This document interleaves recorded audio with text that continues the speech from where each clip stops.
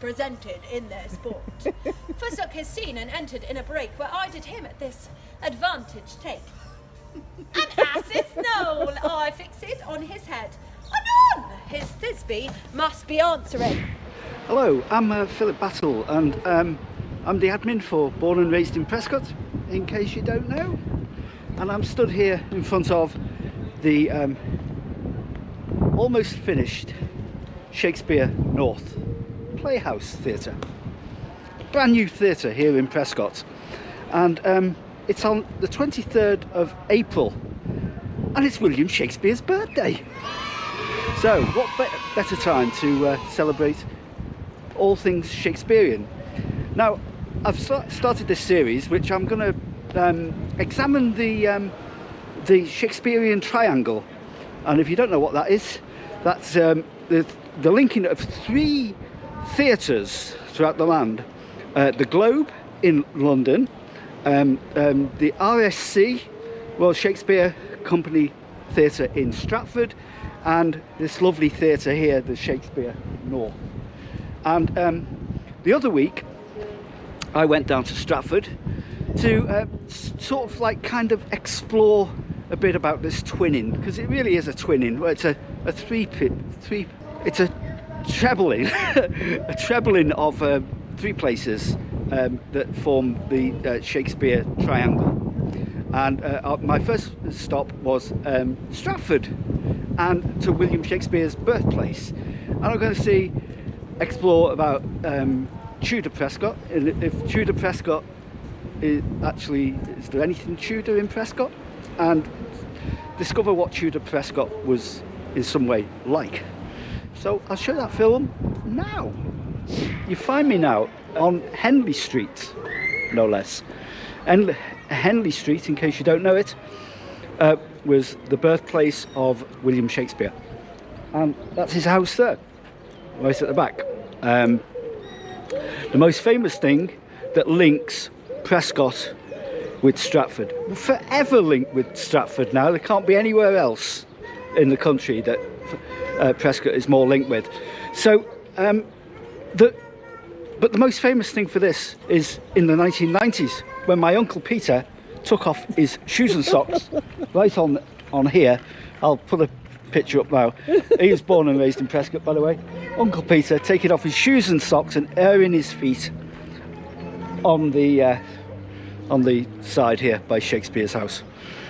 There's nothing more famous than that. And also he spent his national service just outside Stratford in the 1950s. So there's a link with Prescot already. It looks like they're knocking Shakespeare's house down here to build a car park, which I'm all in favour of, because these old wooden houses, well, we can't get enough car parks. The horrendous time we've had trying to find a car park in Stratford, you wouldn't believe it. We need more car parks in Stratford. This would make a perfect car park. Make it free all day and quids in. So let's have a look around Stratford and see how Stratford differs from Prescot, if at all. Because to me it looks identical, virtually. Well, it would have looked like this in Tudor times, more or less. If the buildings hadn't been all knocked down and the council had have had some foresight, we would have had something like a Stratford got the same pigeons. Up north. Yeah, we've got the pigeons here, and it's not very busy. It's like a bit like Eccleston Street. If you pan round, have a look round. It's a bit like Eccleston Street, and so it's quite quiet. So you've got a feel of Eccleston Street here. There you go. Not too dissimilar, is it? Yeah, very much the same.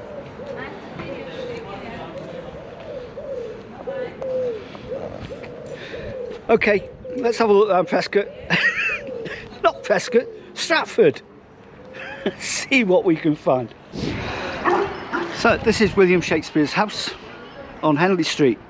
It was the place where he was born, but at some time in the past William Shakespeare turned it into a pub called the Swan Inn, and it became a lodging house and a pub.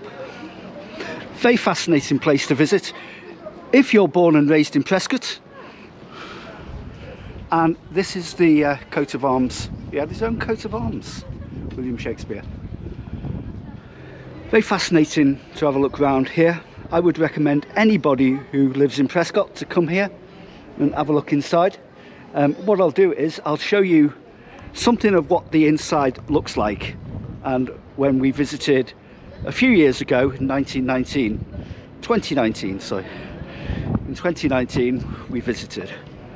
But these townhouses were very common in Shakespeare's day, and I'm sure that Prescot High Street, that Eccleston Street, was adorned with these type of buildings.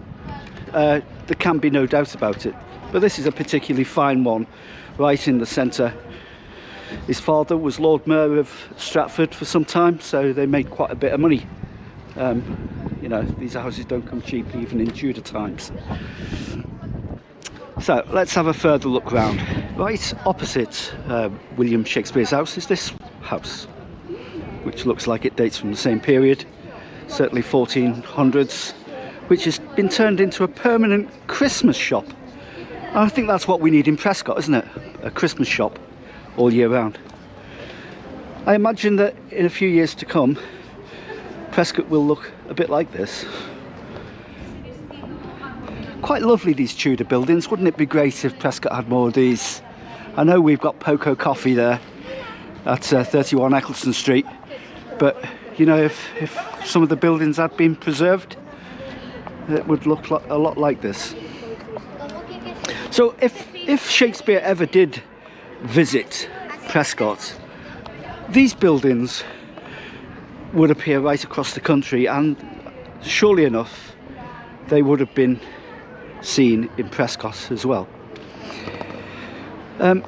Over here, I'll just take you over here a bit, and you can look at the Shakespeare Centre. Now the Shakespeare Centre is to the left of William Shakespeare's house, but to gain entry to William Shakespeare's house you have to go through the Shakespeare Centre, and you buy your tickets. You can buy tickets to Shakespeare's house, combined tickets to Shakespeare's house, Mary Arden's farm, and Anne Hathaway's cottage. So you combine tickets, and they're open daily from 10 till 5. We've been in here, and we can say to you now, this is well worth a visit. So this has got a complete exhibition of Shakespeare memorabilia, etc, etc. So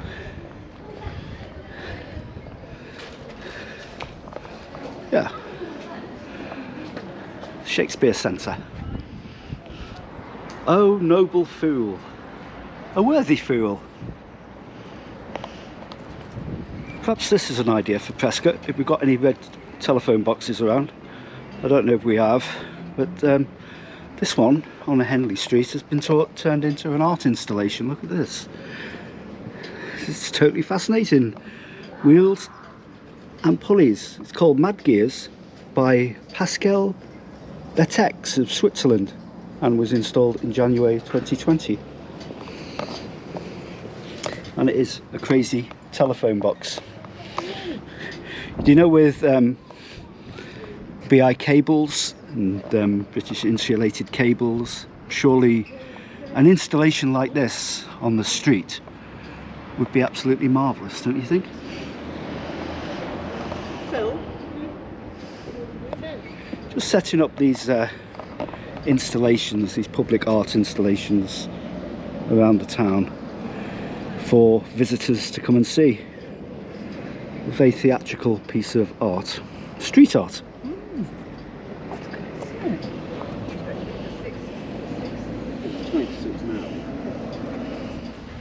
Non sans droit, Shakespeare's motto and coat of arms, not without fight.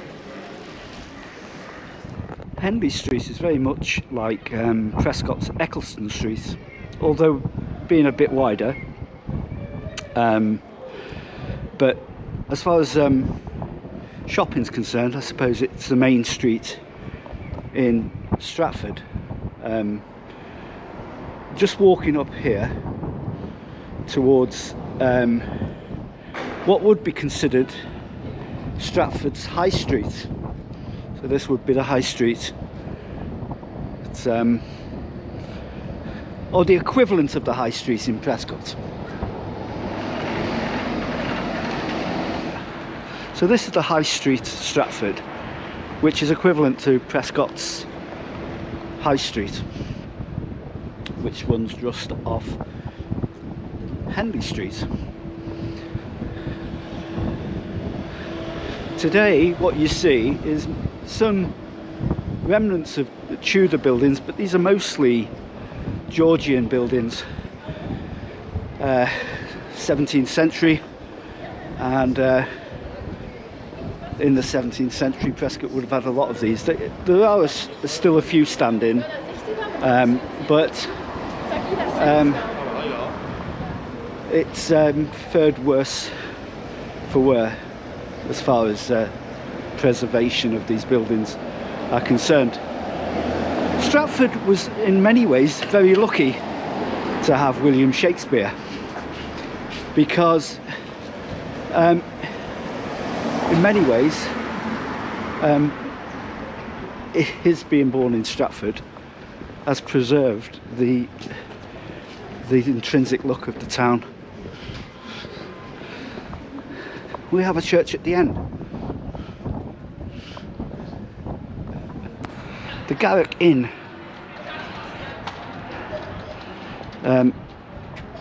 serving real ale since 1594. Very much in the keeping with the old Prescot pubs, no doubt.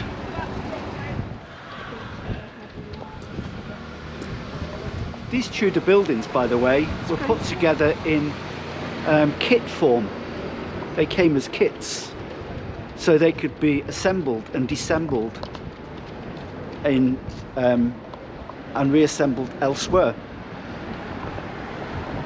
In fact, P.T. Barnum was offering to buy Shakespeare's house and have it dismantled and displayed for fairgrounds around the United States. Could you imagine that? And a campaign was launched against it, and led by no other than Charles Dickens to save Shakespeare's Birthplace. So we have Charles Dickens and Richard Garrick to thank for saving Shakespeare's house.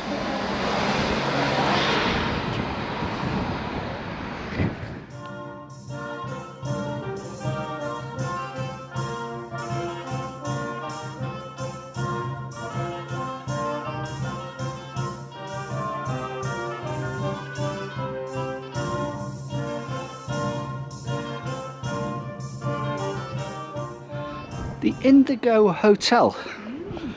That's a place we've stayed before. Yes, we did.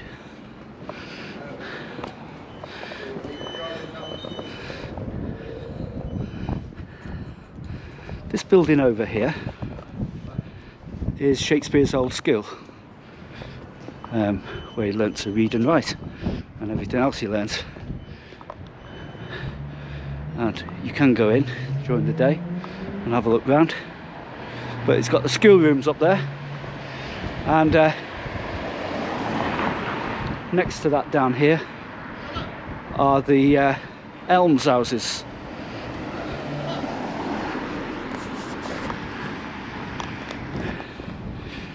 And again, in search of Prescot's links, Church Street. This is what Church Street could have been with a different church. Yeah. Nice church, huh? Yes, it is.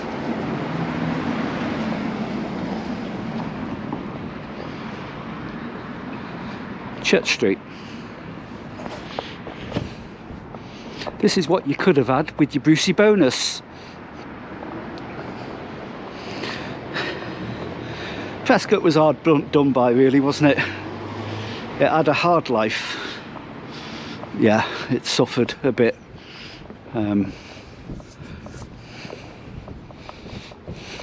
But remember, it was a place of artisans and a very cultural place, Prescot. Before the industry, before the BICC came, it was full of craftsmen, people who, probably French Huguenots who came to Prescot in the 1600s and set up the skills in watchmaking, clockmaking, very precise instrument making, which is not easy to do. It's very difficult work and takes a certain amount of artistry.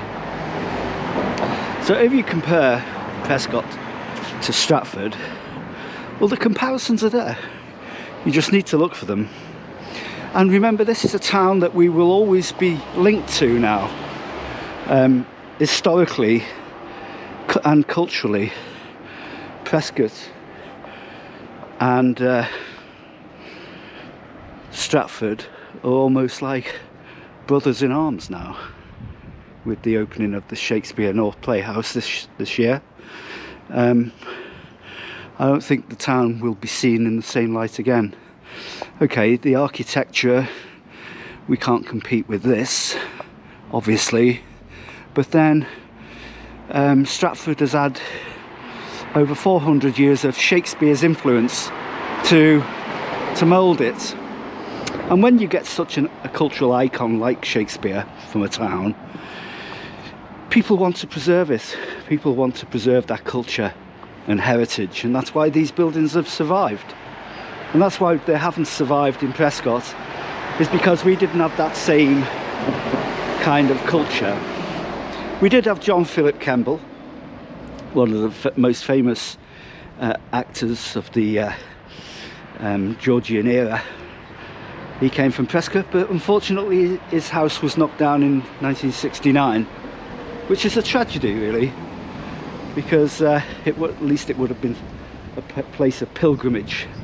Because John Philip Kemble is still revered today as being one of the top in his field, and I do hope that in some respects Shakespeare North takes that on board and gives some of his performances there, or his variations that he wrote. Here's a little plaque on the floor telling us all about the Guildhall and Grammar School.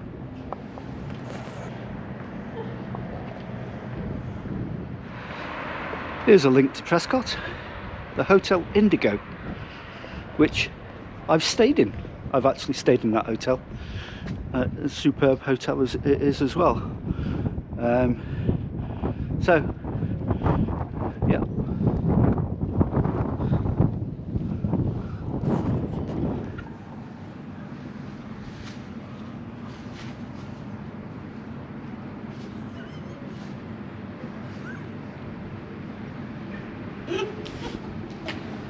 Is that the best you can give me? Yeah. This is a garden. It's obviously closed now, but I think it's, I'm not sure what it's called. I think it's called the Other Place or something. But it's one of the houses. This on here used to stand a house that William Shakespeare bought. Oh yeah. But I think in the 1800s it was owned by a doctor who was so fed up of tourists and souvenir hunters coming around his house that he decided to demolish the house, which is a travesty of history. You know, he owned this house and decided to demolish it. So now they've got this memorial garden here, so all is not lost. It's still quite nice to know. It's not open at the moment, but you get a small insight into the grounds and place where Shakespeare lived. This new place, the site of Shakespeare's family home from 1597 to 1616. So yeah, it would have been the place where he spent his final days. And we just get a glimpse inside the gardens here. How it looked.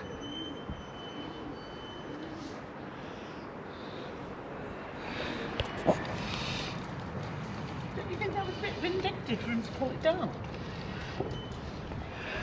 Okay, I hope you enjoyed that vlog, and if you did, then thanks for watching, and I hope you gained something out of it. You can see that Stratford and Prescot, Stratford and Prescott, more or less the same, aren't they? I think so. Some people don't. I don't know why though. I think these videos are very educational, don't you think? And being a Shakespearean expert and all of that, which I'm not, not at all, but I do enjoy history, and I do enjoy comparisons with different places. So join me again for another vlog on a theme where we visit places associated with William Shakespeare and see if we can find anything in them places that relates to Prescott. So join me next time on this this quest for the triangle, the Shakespearean Triangle, as it's called today. So see you next time. Thanks a lot. Bye. Hi, my name is Taya, and I am in Stratford-upon-Avon to use the library here, and I'm going to the theatre tonight to see The Wars of the Roses. Have you heard of a place called Prescot?